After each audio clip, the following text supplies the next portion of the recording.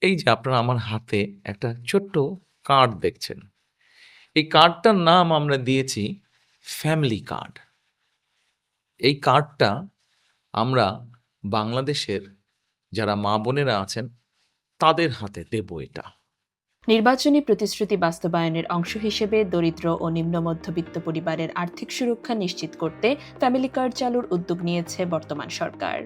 মূল্যস্ফীতির চাপ থেকে সাধারণ মানুষকে কিছুটা স্বস্তি দেয়া এবং নারীর অর্থনৈতিক ক্ষমতায়ন বাড়াতেই নেওয়া হয়েছে এই নতুন কর্মসূচি।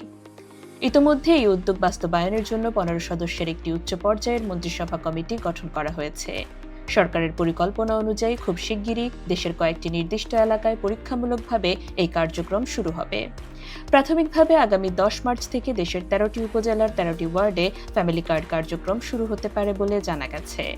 পরবর্তীতে কার্যক্রমটি ধাপে ধাপে সারা দেশে সম্প্রসারণ করা হবে। আশা করা হচ্ছে আসন্ন ঈদের আগে এই কর্মসূচির উদ্বোধন করবেন প্রধানমন্ত্রী তারেক রহমান। তবে প্রশ্ন হচ্ছে, কিভাবে মিলবে এই ফ্যামিলি কার্ড? আবেদন প্রক্রিয়াকে সহজ ও স্বচ্ছ রাখতে সরকার ডিজিটাল ও ম্যানুয়াল দুই ধরনের পদ্ধতি চালু করতে যাচ্ছে। শুরুতে নিকটস্থ ইউনিয়ন পরিষদ, পৌরসভা অথবা ওয়ার্ড কাউন্সিলরের কার্যালয় থেকে সরাসরি আবেদন করা যাবে। পাশাপাশি ঘরে বসে আবেদন করার সুবিধার জন্য একটি অনলাইন পোর্টাল তৈরির কাজও শেষ পর্যায়ে রয়েছে।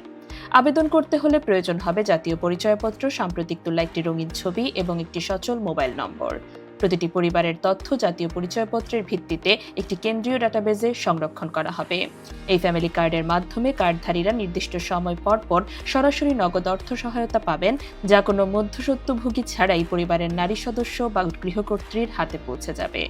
ভবিষ্যতে নগদের পাশাপাশি নিত্য প্রয়োজনীয় পণ্য সরবরাহের ব্যবস্থাও চালুর পরিকল্পনা রয়েছে সরকারের।